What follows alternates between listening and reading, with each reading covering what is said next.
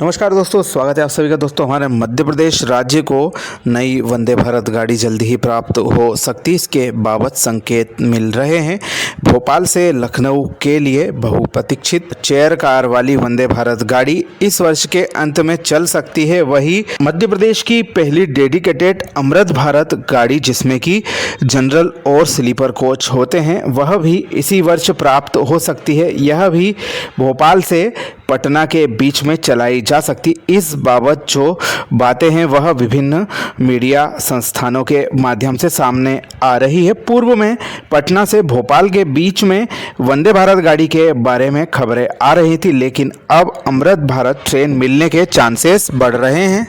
ऐसा इसलिए क्योंकि हमारे भोपाल से होकर जो भी बिहार की तरफ जाने वाली गाड़ियां हैं वह फ़िलहाल में फुल चलती हैं, और ऐसे में जो स्थानीय यात्री हैं उन्हें बिल्कुल भी सीटें प्राप्त नहीं होती है। जनरल कोच में तो यात्रा करना आप भूल ही जाइए, स्लीपर आदि में भी काफ़ी भीड़ रहती है। ऐसे में यदि यह जो अमृत भारत गाड़ी है यह हमारे भोपाल से पटना के बीच में चलने लगेगी, तो निश्चित तौर पर जो यात्री हैं वर्तमान में लंबी दूरी की ट्रेनों पर डिपेंड चल रहे हैं। कुछ गाड़ियां जो मुंबई होकर पटना या बिहार की ओर जाती है, कुछ गाड़ियां इंदौर से बिहार की तरफ जाती है, तथा कुछ गाड़ियां हमारे गुजरात की तरफ से होकर बिहार की ओर जाती हैं।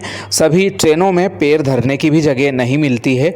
तो जैसा कि हमने बताया, वर्तमान में हमारे जो यात्री हैं उन्हें गाड़ियों में जगह नहीं मिलती है। इसी को देखते हुए अमृत भारत गाड़ी का एक रेक हमारे पश्चिम मध्य रेलवे को अलॉट हो सकता है, और रानी कमलापति अथवा भोपाल से यह गाड़ी पटना के लिए वर्ष के अंत में संचालित की जा सकती है। तो निश्चित तौर पर यह गाड़ी यदि चलती है तो काफ़ी फ़ायदा यात्रियों को प्राप्त होगा।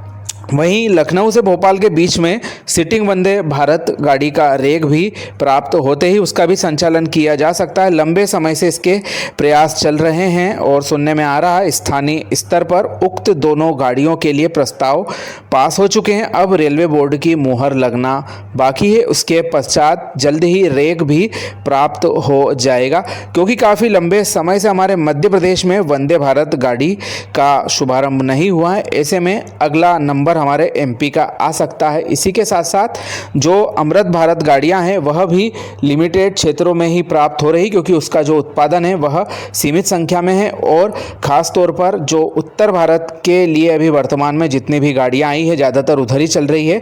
कुछ एक गाड़ियां जरूर दक्षिण भारत से उत्तर भारत को ही कनेक्ट कर रही है। ऐसे में हमारे भोपाल से बिहार के लिए यदि यह गाड़ी जो अमृत भारत की बात हो रही है यह मिल जाती है तो काफ़ी अच्छा रहेगा, और इस बहाने कम से कम एक गाड़ी तो हमारे मध्य प्रदेश से शुरू होकर बिहार की ओर जाएगी। अब इंतजार कर रहे हैं रेलवे बोर्ड कब तक इन दोनों ट्रेनों के बारे में अपना अंतिम अप्रूवल देता है, यह देखने वाली बात होगी।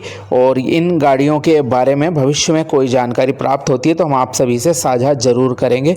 जानकारी कैसी लगी कमेंट करके ज़रूर बताएं। आप सभी का धन्यवाद।